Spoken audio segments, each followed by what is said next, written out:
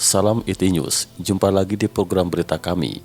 Sebagaimana kita ketahui, coronavirus Wuhan telah menyebar ke seluruh dunia. Meski demikian, pemerintahan komunis Tiongkok berusaha keras untuk menepis bahwa virus itu adalah virus Wuhan. Bahkan gencar menyebutnya berasal dari Amerika Serikat. Kini sejumlah negara-negara di dunia berusaha keras membendung virus tersebut. Sedangkan tanpa lockdown, jejak Taiwan dalam memimpin melindungi rakyatnya dari corona cukup berhasil. Mari simak info selengkapnya yang diungkapkan oleh penulis buku The China Crisis James Gorey. Sama halnya Amerika Serikat menghadapi pandemi coronavirus, kita harus belajar dari pengalaman Taiwan dan Italia. Pada awal wabah corona, sementara Wuhan dirusak oleh coronavirus, para ahli epidemiologi memperkirakan bahwa Taiwan berisiko tinggi untuk menjadi hotspot berikutnya di luar Tiongkok, tak lain untuk penularan coronavirus yang mematikan. Itu adalah kesimpulan yang sepenuhnya masuk akal. Letak Taiwan yang dekat dengan Tiongkok dan hubungan ekonomi Taiwan yang mendalam dengan Tiongkok itu adalah skenario yang sempurna untuk menginfeksi populasi Taiwan. Terlebih lagi, ratusan ribu orang Taiwan yang bekerja di Tiongkok. Mereka bepergian bolak-balik antara Taiwan dengan Tiongkok daratan. Infeksi yang tersebar luas adalah sulit dihindari, tetapi epidemi tidak pernah terjadi di Taiwan.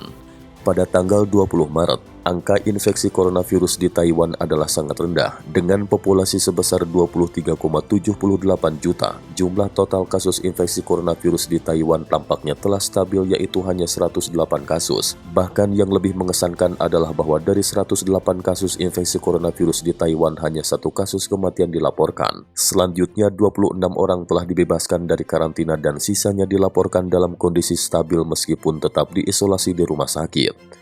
Berita selanjutnya, perbedaan besar dalam hasil. Sebaliknya, statistik Italia adalah mengerikan. Meskipun lebih jauh 4.700 mil dari Tiongkok, dengan populasi 65.550.000 jiwa, yaitu 2,78 kali lipat populasi Taiwan, Italia adalah negara yang terparah dilanda corona di Eropa, di mana angka kematian akibat coronavirus adalah mengejutkan. Sampai saat ini, Italia melaporkan 41.035 kasus dan total ada 3.405 kasus kematian dan terus bertambah.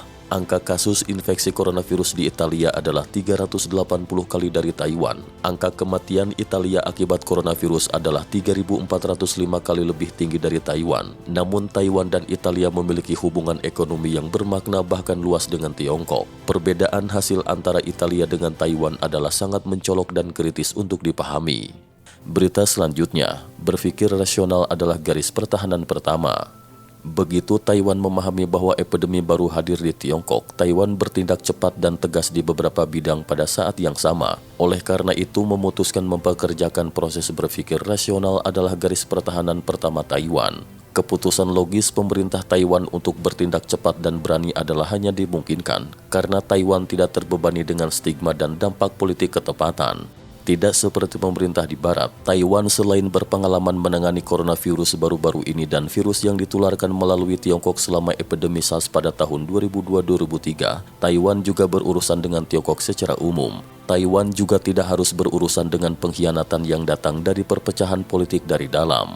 Semua pihak berwenang Taiwan sangat sadar rekam jejak komunis Tiongkok yang membengkokkan kebenaran atau menyembunyikan kebenaran rapat-rapat mengenai fakta kapan, di mana, dan bagaimana epidemi SARS dimulai, faktor risikonya, dan data penting lainnya. Dengan kata lain, kali ini tidak ada orang waras di Taipei yang percaya sepatah kata pun yang dikatakan Beijing mengenai virus Wuhan.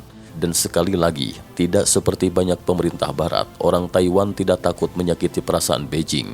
Mungkin hal tersebut dikarenakan Beijing berulang kali memblokir pendaftaran keanggotaan Taiwan untuk bergabung dengan Organisasi Kesehatan Dunia, suatu langkah yang tentu saja memangkas kredibilitas Organisasi Kesehatan Dunia maupun Beijing.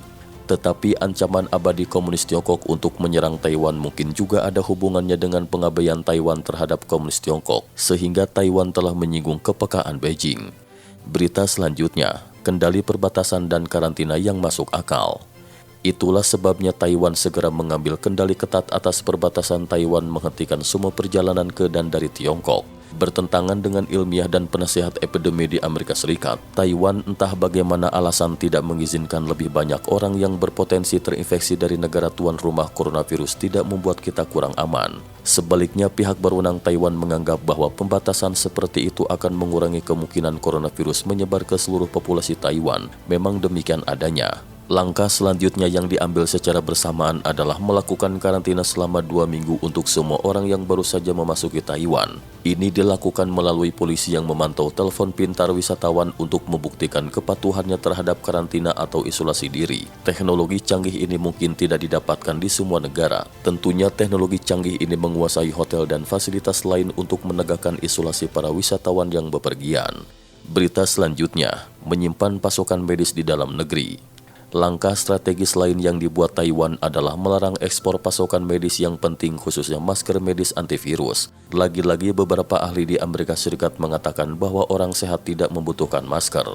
Namun orang Taiwan memastikan bahwa mereka memiliki cukup persediaan. Kalau tidak, bagaimana orang tahu ia tidak menghirup virus dari pembawa coronavirus yang tidak bergejala dan tidak mengenakan masker?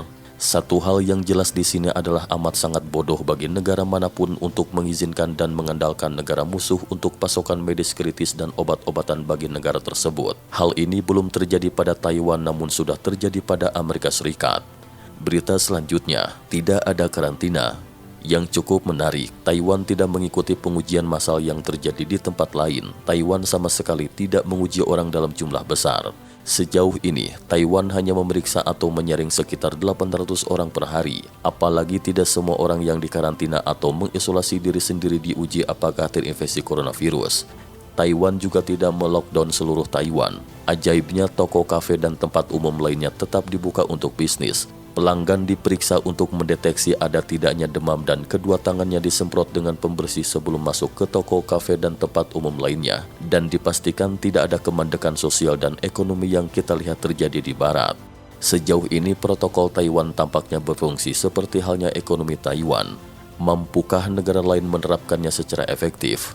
Adalah sulit dikatakan, sebagaimana dicatat tidak setiap negara memiliki kapasitas untuk memanfaatkan telepon pintar dalam menegakkan karantina. Ditambah lagi banyak negara yang geografi dan populasinya jauh lebih besar serta jauh lebih beragam daripada Taiwan, membuat banyak negara tersebut lebih sulit untuk bertindak secara terpadu dan terkoordinasi di tingkat nasional. Tetapi mungkin saja masuk akal untuk menerapkan protokol Taiwan di tingkat negara bagian atau provinsi. Apakah di Taiwan sudah tidak ada pandemi? Mungkin tidak. Penularan masyarakat kemungkinan akan berlanjut pada tingkat tertentu. Tetapi mengingat keberhasilan Taiwan dalam menata laksana wabah, dalam waktu dekat terlihat lebih cerah dan lebih sehat daripada Italia serta rakyat negara lain.